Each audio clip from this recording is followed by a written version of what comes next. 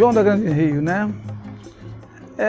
João Carlos Francisco Barreto, carioca de Duque de Caxias ou caxiense do estado do Rio de Janeiro, porque eu só fui na cidade do Rio de Janeiro para nascer, mas tive uma vida totalmente aqui em Duque de Caxias, oriundo de família muito pobre, e ingressei bem jovem na cultura, começando na época dos grandes festivais, na Igreja Santa Terezinha, onde eu comecei a participar de alguns festivais. Ali também comecei a fazer teatro, onde comecei a desempenhar algum papel, algumas performances na arte cênica. Daí foi que me veio a inspiração de escrever algumas peças.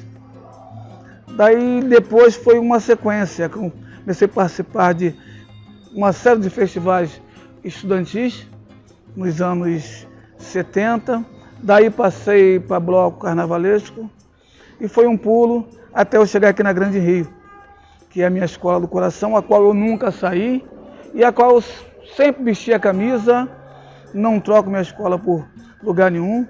Eu costumo dizer que essa camisa que eu estou vestindo aqui é a minha segunda pele. Além de compositor, aqui no Acadêmico do Grande Rio foi onde eu consegui mostrar um pouco mais da minha criação, porque até então já tinha sido vencedor de alguns festivais, ganhei 3 anos consecutivos no Bloco das Aranhas, ganhei também no Bloco Gente da Gente, mas aqui no Acadêmico do Grande Rio foi a minha grande performance, porque no primeiro ano que eu vim aqui disputar um concurso de samba enredo em 97, eu ganhei o samba de enredo para 1998, Luiz Carlos Prestes, Cavaleiro da Esperança, o qual todos chamam carinhosamente de Eu Tô Maluco. Dali para cá, a inspiração veio com um pouco mais fluir um pouco mais, e eu comecei também a me dedicar a escrever um pouco mais. Já tinha escrito 3 peças teatrais e eu resolvi então escrever meu primeiro livro. Meu primeiro livro foi uma tiragem muito boa. Eu, graças a Deus, tive uma repercussão tão grande aqui no meu município que fui convidado a ser subsecretário de Cultura do nosso município. E de lá para cá, nós estamos sempre aqui no Acadêmico do Grande Rio. Fui finalista 5 vezes aqui, tendo uma vitória, né? E continuo até hoje na minha escola me dedicando e continuo dentro da cultura. Hoje faço parte de uma equipe muito boa em Queimados, onde eu me sinto contemplado. Agora, passando para o meu lado escritor, o meu primeiro livro, ele surgiu de um fato que aconteceu comigo em 1979, mais ou menos, e dali eu comecei a imaginar o que poderia acontecer com relação àquele fato. E aí, a princípio, eu dei o título nele de 5 milhões de vidas em um só destino, e a posteriori, aconselhado pelo produtor do meu livro, eu troquei para Liberta em Pleno Cárcere. Ele relata a história de 2 jovens que, passeando na Saara, são surpreendidos por alguns policiais que tentam prendê-los numa prisão arbitrária. Mas, graças a um policial, um delegado consciencioso, os liberou. E dali para cá eu comecei a navegar, imaginando o que podia acontecer se por acaso nós tivéssemos ficado presos lá dentro. Aí imaginei que eu podia ter sido, de repente, um de nós pudéssemos ter sido estuprado, e na ânsia de não ser, brigando com um dos detentos, acabasse por matar o detento. E daí, aquela prisão que foi arbitrária já passaria a ser uma prisão realmente de fato. E aí um deles fica preso e o outro sai. Esse que sai, ele começa a lutar para fazer de tudo para tirar o amigo que lutou para poder salvar ele do estupro. Se forma advogado e dali ele começa a tentar fazer uma série de coisas para tirar o amigo. Só que, como hoje acontece, né, na cidade, entendeu? O Rio está muito violento, né? E, violência urbana, violência nas favelas, e droga. E os políticos, né, começaram a pensar um meio de coibir, né, essas ações dos bandidos. E aí um senador teve uma brilhante ideia de criar um presídio, entendeu? Totalmente afastado dos centros urbanos. E aí ele imagina um presídio dentro de uma ilha chamada Amazonópolis, totalmente fictícia, recentemente descoberta por alguns exploradores americanos na Amazonas, mas que poucas pessoas sabiam da realidade dessa ilha. E lá criariam um presídio, onde seria jogado todos os presos, né, do Brasil. Só assim faria uma limpeza geral em termos de violência e o país estaria livre de todas essas mazelas. Mas na realidade, né, aquilo ali era só no papel, porque o que eles fizeram foram pegar todos os presos, botarem dentro de um navio, que eu chamei de mata-bandido, como se fosse uma ilusão ao navio negreiro, levaram eles lá para essa ilha e largaram eles ao Deus dará. Ou seja, jogaram eles dentro do rio. 2 rios que eu chamei, um de Tucunaré e outro rio que eu chamei de Rio Surubim. E esse rio era muito violento, com muita pororoca, e a ilha era totalmente adversa para se viver, onde tinha todos os tipos de cobra, né? Todos os tipos de cobra, tinha jacarés, onça, uma série de animais nocivos, mosquitos que transmissores de uma série de doenças. E a vida ali, entendeu? Os que conseguiram sobreviver da violência do rio, né? Muitos comidos por jacarés, outros morreram afogados, e os que sobreviveram conseguiram chegar à ilha. Mas de pouco a pouco, de 5 milhões de pessoas que foram jogadas lá dentro, entendeu? Pelo menos não conseguiram escapar, pelo menos a metade. Se conseguiram escapar, foram a metade. Mas ali ainda continuaram ainda, né, a sendo dissipado pelas mazelas que existiam dentro da ilha, né? Areia movediça, picada de cobra, frutos venenosos, devorado por jacarés. E eles mesmo, como não tinham alimentação, começaram a se matar, até mesmo para poder subsistir.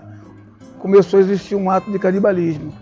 Até que um dia, eles começaram a se dividir em grupo, né? Até que um dia, 2 tribos brigando uma com a outra, entendeu? Eles são os 2 líderes, que um é um desses amigos que estava preso, entendeu? Com um grande bandido que era famoso no Rio. Eles são atacados por uma onça. E eles aí têm que parar de brigar para poder tentar sobreviver. E na luta com essa onça, eles conseguem matar, mordendo a onça, brigando, todo arranhado. Quando eles acabam de matar a onça, eles vão começar a continuar a briga. E o personagem principal, que é o Joca, que é um dos rapazes, ele fala assim para eles: está vendo aí? Enquanto a gente estiver nos matando, seremos mais vulneráveis nessa ilha. Aí eles fazem um pacto. Daí eles começam a fazer uma associação nessa ilha, entendeu? Aí começam a construir, dividir as pessoas, quem é carpinteiro para um lado, quem é pedreiro para um lado, quem é enfermeiro, se tem médico, e aí começam a fazer realmente uma comunidade. Aí constroem suas casas, e aí eles vão vivendo. Sem querer, eles descobrem uma planta que cura eles de uma série de doenças, entendeu?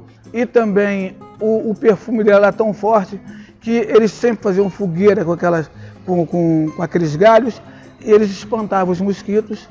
Eles dão o nome nessa folha de Dora Vida, porque salvou a vida de um dos elementos, que era a Dora, a vida de Dora, ou seja, Dora Vida. E eles passam a viver nessa ilha, vão vivendo, enquanto o amigo está no Rio tentando fazer de tudo para tirar ele, que achava aquilo injusto, dele estar nessa ilha. Aí ele acaba chegando em Brasília e conhece uma linda moça, que é a secretária do senador que fez essa ilha, que fez o projeto da ilha. Aí ele se aproxima dela, acaba surgindo um romance com ela, daí ele começa a tentar incentivar a esposa, no caso ela, para tentar falar com o pai para ver se consegue tirar um amigo lá de dentro. Entendeu? E o pai dela foi uma pessoa tão influente porque ele conseguiu, depois de muita luta, né, as pessoas ficaram muito felizes porque o país ficou livre da bandidagem. Os bandidos que existiam na época eram só os políticos que estavam no poder. Mas ele ficou, realmente, a vida dele tornou ele uma pessoa bastante conhecida e as pessoas não queriam colocar ele como presidente da República. E aí ele puxou também o amigo do personagem principal para junto dele, para trabalhar junto com ele, entendeu? Colocou ele na advocacia geral e aí ele começou a tentar fazer projeto para tirar o amigo lá de dentro. Sendo que o maior inimigo deles foi o cara que prendeu eles no dia. E esse cara também estudou muito e passou a fazer parte também do governo. E tudo que ele fazia para tirar o amigo, ele era embarreirado. Mas para não ficar muito longo, porque ele ia ter muito longo, em suma, ele não consegue tirar ele através dos projetos dele, porque o Rodrigues, que é o personagem, que é o vilão da minha história, que por sinal é o personagem que eu mais gosto, o Rodrigues está sempre embarreirando, até que, por um acaso, eles descobrem que tem alguns animais, alguns búfalos que tinha na ilha que eles domesticaram, que puxavam arado para eles, que eles usavam a carne deles como alimento, entendeu? Começaram a morrer perto de um córrego. E eles não sabiam por que estava morrendo, mas tinha um cientista, que eu botei até como apelido de Pardal, até em alusivo àquele professor Pardal do Walt Disney. Entendeu? E o Pardal vai examinar por que os animais estavam morrendo. Ele tinha um pequeno laboratório lá e descobre, após fazer um raspagem nas vísceras dos animais, descobre que aquela água estava contaminada, mas com alto teor de enxofre, uma série de coisas, que aquilo dizia que aquele lago, que aquela área era muito rica em petróleo. E ele fica muito satisfeito, se toma de euforia, entendeu? E aí fala assim, agora nós estamos ricos, e agora ninguém vai conseguir tirar a gente daqui. E aí o que acontece? Ele fala assim, vamos anunciar para todo mundo.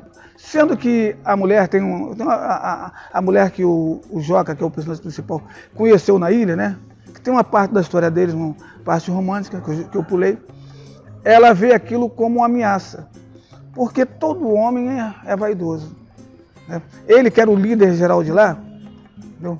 Já tinha se tornado uma pessoa pública, porque as pessoas falavam muito nele, porque o Jader, que era o amigo dele, escreveu um livro sobre ele passou a ser uma pessoa muito conhecida, passou a ser chamado para dar palestra, tinha licença até do Supremo para poder dar palestra fora da ilha, e a ilha cresceu tanto que os alimentos produzidos na ilha eram de um teor alimentício incrível, porque não tinha agrotóxico, e devido àquele solo que era virgem, uma manga que dava aqui, que ela desse tipo um tamanho de uma manga nossa normal, ela dava um tamanho de uma mão, porque a terra era muito rica. Então, eles passaram a exportar os produtos da ilha para a cidade, entendeu? E dali eles começaram a crescer muito. Ela falou assim, a esposa dele falou assim, não vamos falar isso para o Joca de jeito nenhum. Ah, por quê? Porque se fizer isso, se o pessoal souberem que aqui é muito rico em petróleo, eles vão querer tomar essa ilha. E essa ilha hoje é nosso lar. E aí a gente vai voltar para a cidade para sermos novamente presos? Então é melhor que a gente fiquemos aqui, que nós estamos muito bem, vivemos em harmonia, entendeu? Mas o Joca, se souber, ele vai querer, a vaidade vai pegar ele. Mas o menino que ele salvou, quando quando veio de lá, que foi criado com ele, que nessa altura já tinha 17 anos, achou aquilo uma covardia, porque tinha ele como pai. Aí fala com ele, aí ele vai e anuncia, fala para esse amigo dele, o amigo anuncia, aí isso torna-se uma notícia que corre em todo o país, que o país finalmente ia ser autossuficiente em petróleo da melhor qualidade, entendeu? Aí é quando o Rodrigues, que é o vilão, ele fala assim, nós temos que fazer um jeito agora de tirar esse pessoal de lá. Aí o cara assim, mas como a gente vai tirar? Entendeu? Hoje o Joca é uma pessoa conhecida no mundo todo, entendeu? Aí eu falei assim, vamos dar um jeito de matar esse cara então, pô.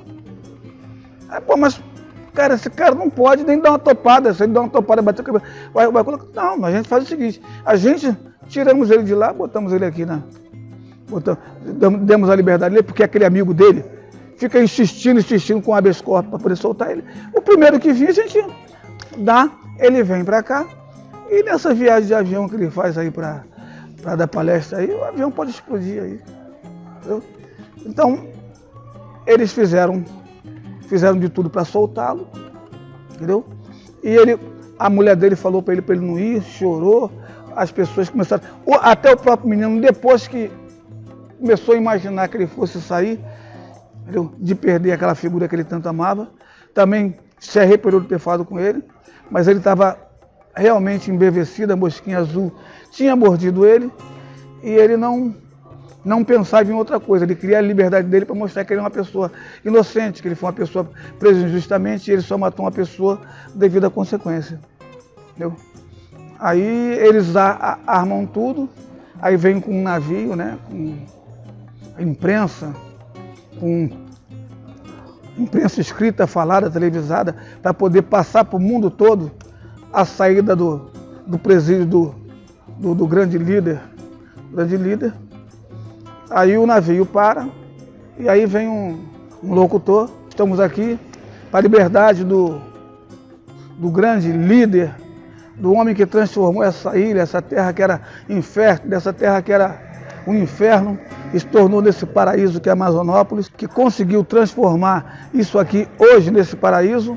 Ele, né, que foi preso injustamente porque foi defender a honra de um amigo. Aí ele, quando o cara fala isso, a cabeça dele volta lá para 1979, quando eles são presos.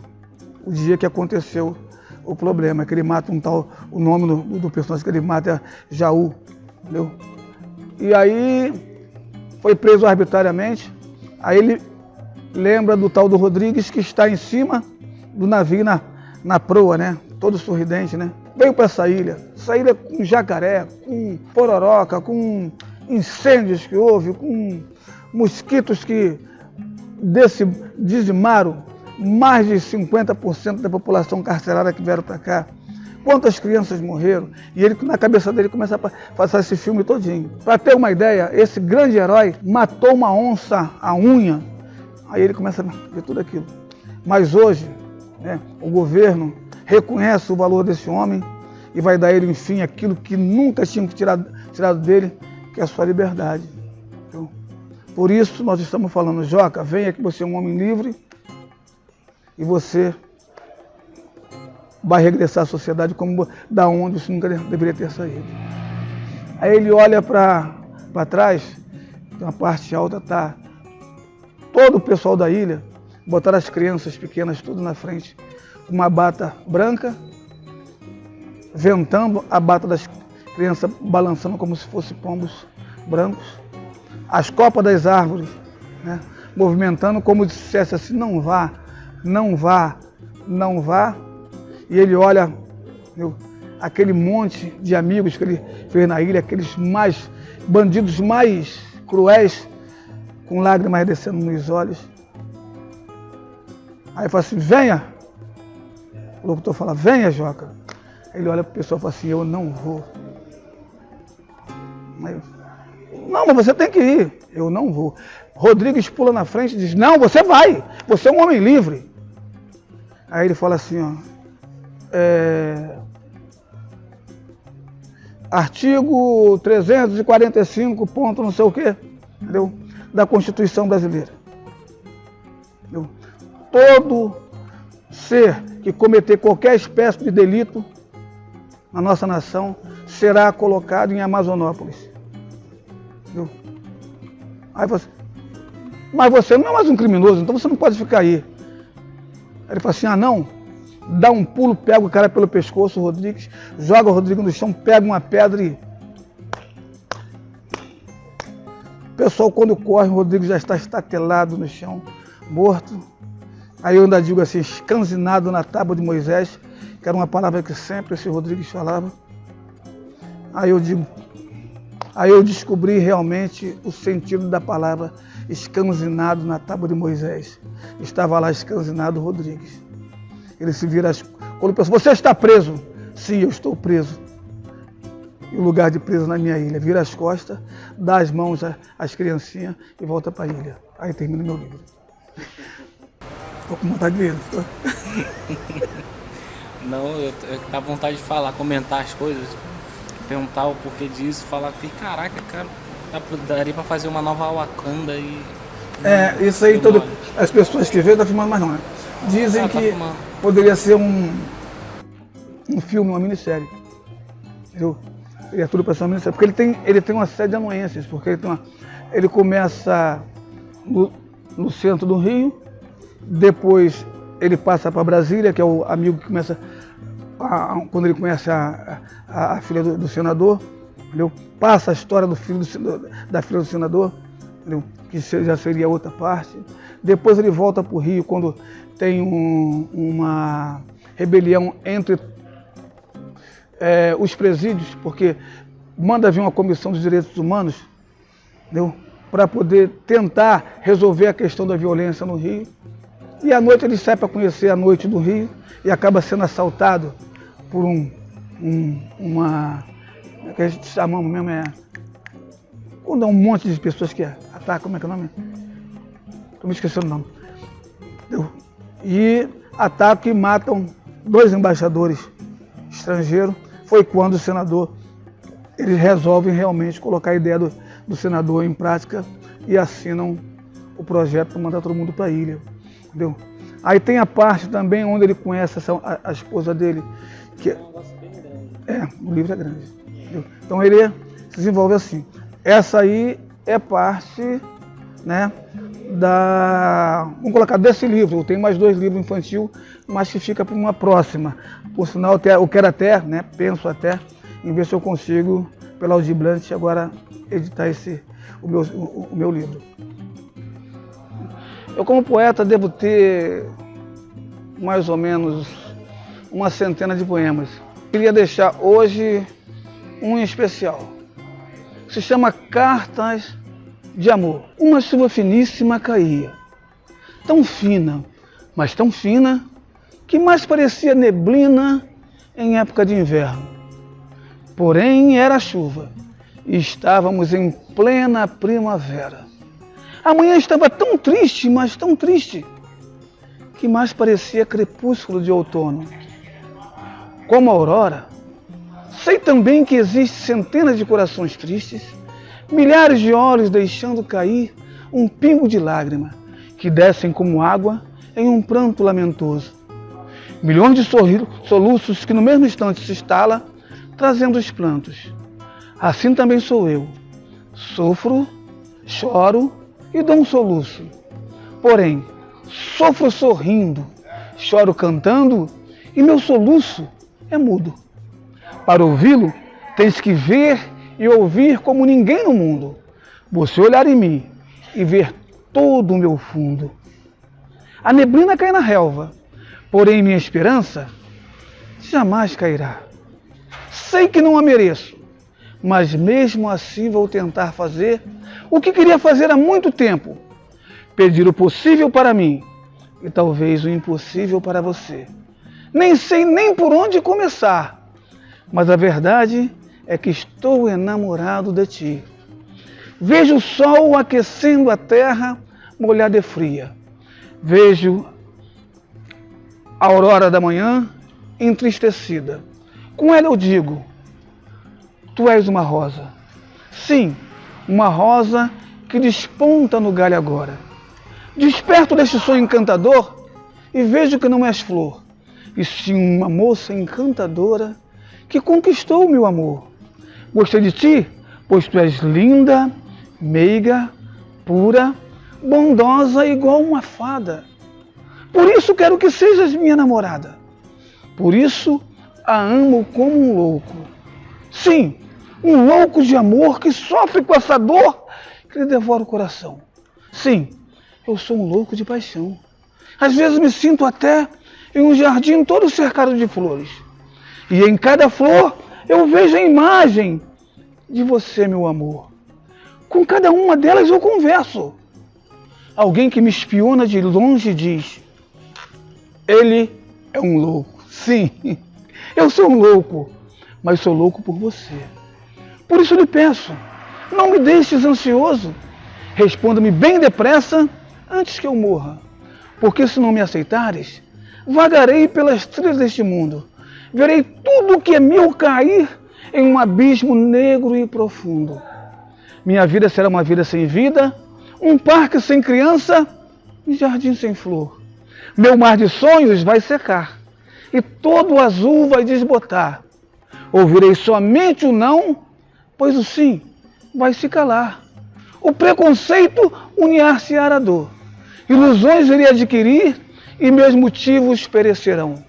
De teimoso irei viver, mas ao mesmo tempo que eu estiver vivendo, eu sei que irei morrer. Fulana, eu disse tudo o que eu sinto. Estou desabafando, juro que não minto. Um beijo no lugar que você achar mais adequado, deste alguém que muito lhe ama, João Carlos Francisco Barreto. Sonho insano.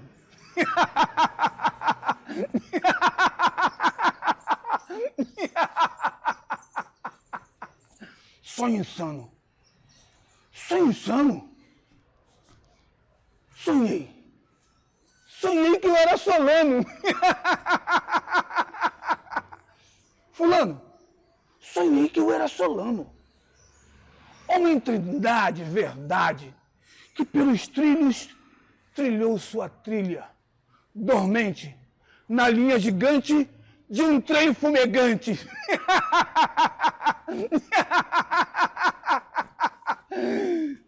Beltrano, sonhei. Sonhei que eu era Solano. Homem trindade, verdade, fitando a estação. Caxias, Ramos, Vigário, Penha, andem, venham. É a estação. Gente cansada, suada, fedida, espremida dentro de um vagão.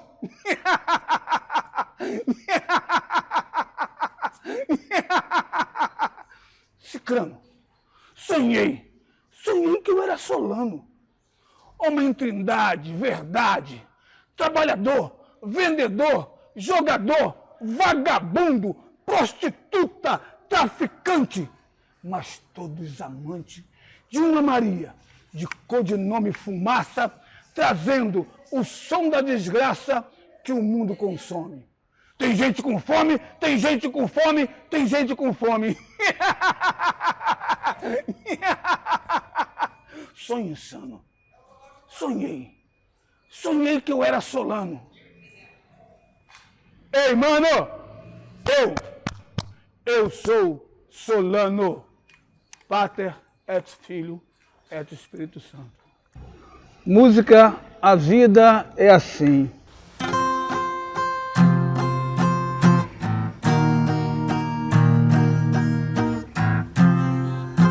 Nem mesmo esta canção para mim tem sentido, nem mesmo um grito atinge meus ouvidos. Fecho os olhos pra me ver, porém não vejo meu fundo. Abro os olhos e vejo injustiça nesse mundo. Gente rica bem vestida, outras pobres sem comida. Gente rica bem vestida, outras pobres sem comida.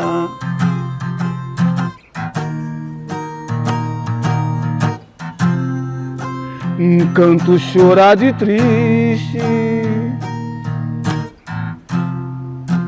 cheio de melancolia. Pobre canta de tristeza, rico chora de alegria. E numa frase pequena, um velho se lamentava, pois perdeu tudo na vida por quase nada. Gente rica bem vestida, outras pobres sem comida. Gente rica bem vestida, outras pobres sem comida.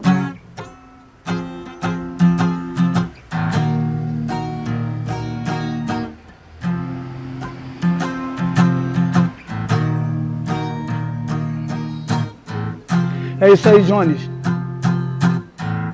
Enquanto existem milhões de pessoas luxuosas, passeando em carro, iates, aviões por aí, existem outras pobres sem comida, sem saber onde dormir. Às vezes procuram uma ponte, ou mesmo uma marquise para se abrigar, quase sempre com fome, com sede e com frio. Nós temos que olhar por eles, porque também são nossos irmãos, cara. Mas quando não temos condições, o que podemos fazer? A vida é assim.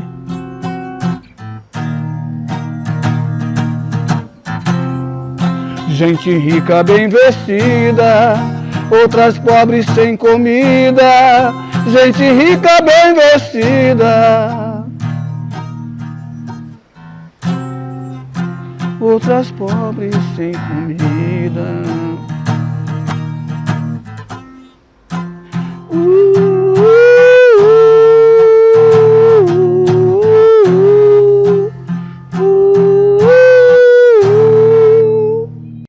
Obrigado, eu queria agradecer imensamente, né, aos mentores da Lei Rouanet, porque sem ela os principiantes, né, os artistas como eu, que não tem projeção nenhuma, jamais poderia estar conseguindo alguma coisa, principalmente nessa época de pandemia, onde grandes amigos nossos pereceram aí sem muitas das vezes ter o que levar para dentro de casa. Agradecimento todo especial aos mentores da Lei Rouanet, tá? Que isso sirva de exemplo para todos os estados, para que mais artistas possam ser contemplados com essa lei tão maravilhosa.